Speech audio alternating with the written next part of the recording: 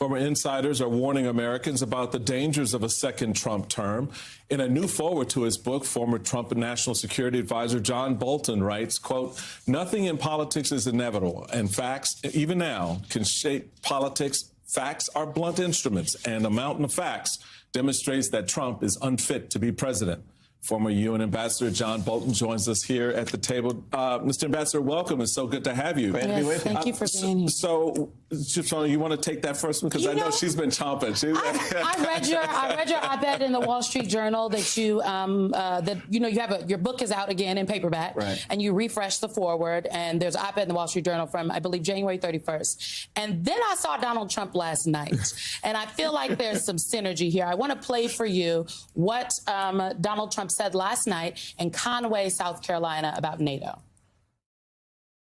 One of the presidents of a big country stood up and said, well, sir, if we don't pay and we're attacked by Russia, will you protect us? I said, you didn't pay? You're delinquent? He said, yes, let's say that happened. No, I would not protect you. In fact, I would encourage them to do whatever the hell they want. You got to pay. You got to pay your bills. The them is Russia that he is talking about. You write in the Wall Street Journal that Mr. Trump will act on his desire to withdraw from the North Atlantic Treaty Organization. He came precariously close in 2018. The Supreme Court has never ruled authoritatively whether the president can abrogate Senate-ratified treaties, but presidents have regularly done so. Congress, at the end of last year, passed a bill to say presidents can't just withdraw from NATO, but you hear that from Donald Trump. You wrote these words that I'm reading in January. Right. Look, that statute that you mentioned is almost certainly unconstitutional. I've been with presidents withdrawing from treaties. The Senate has no role in it.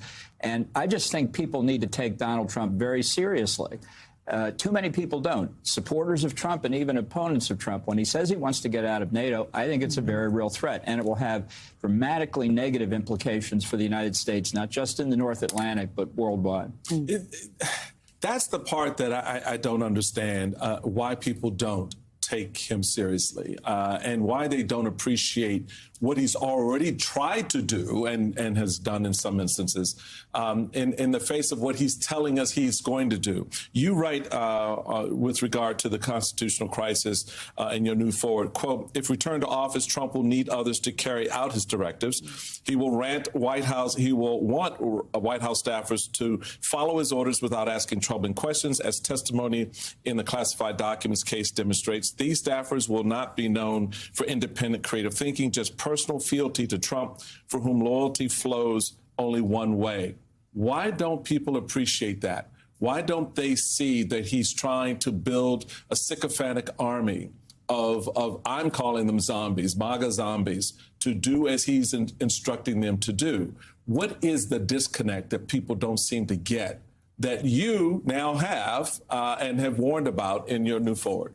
Well, I think people really don't believe it could be as bad as it might be. I mean, I think a Trump victory risks continuing constitutional crisis. I think we'll survive it. I don't think democracy is threatened, but I think we could suffer a lot of damage. And many others have tried in different ways to convince, especially Republicans, that this is serious. But as you say, we have not been successful so far. And I think what it reflects is that many of the people who support Trump support him because he hates the same people that they hate. And they don't care what he's prepared to do to try and solve that problem. And that is something that I think really Republicans bear responsibility for. We got him into office in the first place. We need to get him out of office. The getting out of office part, Simone, is the tricky part, because we were just talking in the last segment about the polling right now, where Biden is losing on the economy. He's losing on the border, which is sort of a quasi, a foreign policy issue, if you will. What do you think it will take for the Biden administration to begin to echo what you're saying and really get people in juxtaposition of what the reality out there to understand we have an existential threat in front of us, and it's in the form of this guy. And he means, when he says he wants to be a dictator for a day, he means it. And specifically, like Republicans, because I think the president has been clear about his democracy message. He's gone out and given speech after speech after speech about democracy. But I mean, what are Republicans privately saying? What are the conversations you're having? Well, I think you don't got to name names, but you can if you'd like. We'll take that. I think many Republicans say this is a binary choice, and as bad as Trump is, and there are many who will say exactly that, it's not as bad as Biden or his potential successor, Kamala Harris. Look, I personally think we've got two people running for president, neither one of whom is fit for office. And I think that you're talking about Trump and Joe Biden. Both of them. That's right. Michael, you asked about what the Biden administration could do. I think the president needs to leave the stage gracefully. I think the Democrats need to switch generationally who they're running for president. By the way, Republicans could learn that lesson too. I think people don't appreciate how unpopular Biden is. It's not a question of messaging. They look at him, they think he's too old. That's a surrogate for competence. And I don't see Biden being able to fix that. I think a different Democrat could say, I don't have to defend all the Biden baggage, and could defeat Trump. But right now, you've got a large group of people who don't like either candidate. And in November, the only question is, who do they dislike more? The other person will win. We don't know that at the moment, but it could very well be Trump. Well, to pick up on that, Ambassador Bolton, hi, Alicia Menendez, good morning. If you say that Trump is unfit, you argue that both candidates are unfit, but ultimately it will come down potentially to a binary choice of who you like or dislike more, who you decide is more or less fit. You yourself have said if it is this choice, you're not going to vote for President Biden, you're not going to vote for Donald Trump. Instead, you're going to write in the name of another conservative voice. Anything between now and November, if we accept the premise that it is going to be a choice between these two candidates, that would change your mind? I can't see it. Look, both are unacceptable to me, although for different reasons. I feel very beleaguered, but I'm not going to violate my principles by voting for Biden, and I'm not going to not going to risk the Constitution by voting for Trump. That's why I haven't given up yet, as high as the hill looks to be, of stopping Trump before the convention. There are a lot of things moving.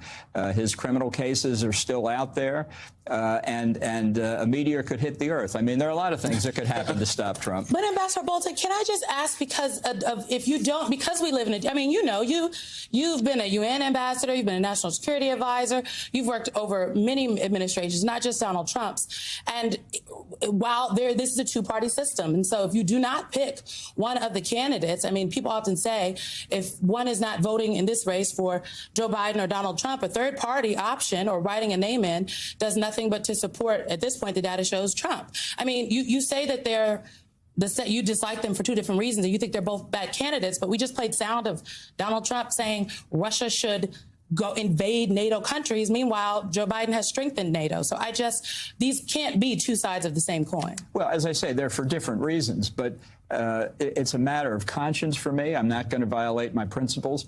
I live in Maryland. As Michael knows, the odds are Joe Biden's going to carry Maryland, however John Bolton votes.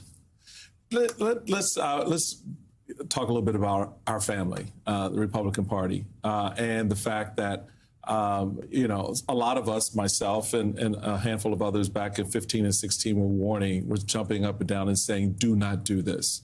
This man, we knew then he was unfit.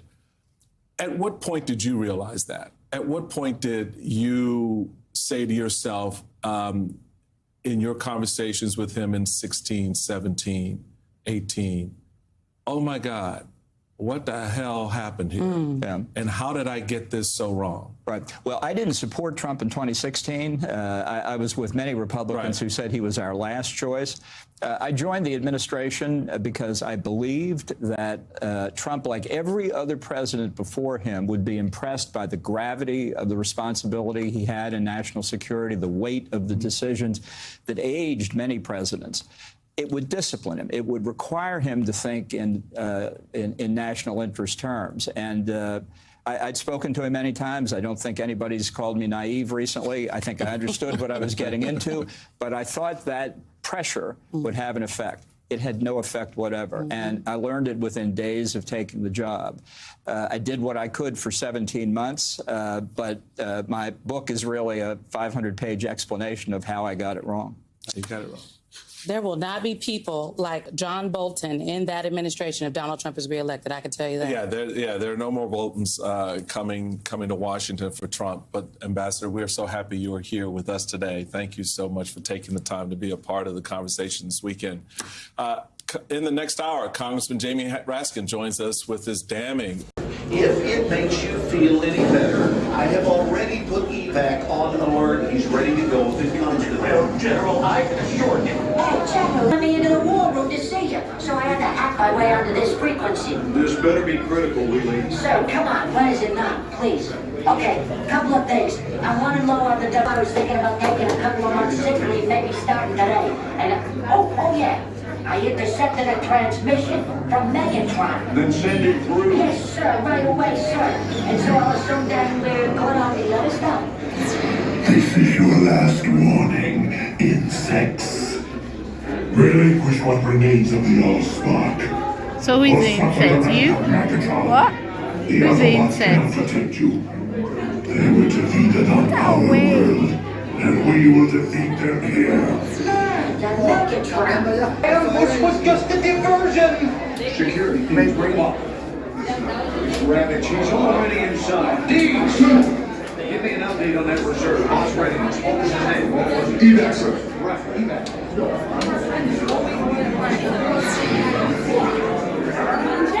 She's right in front.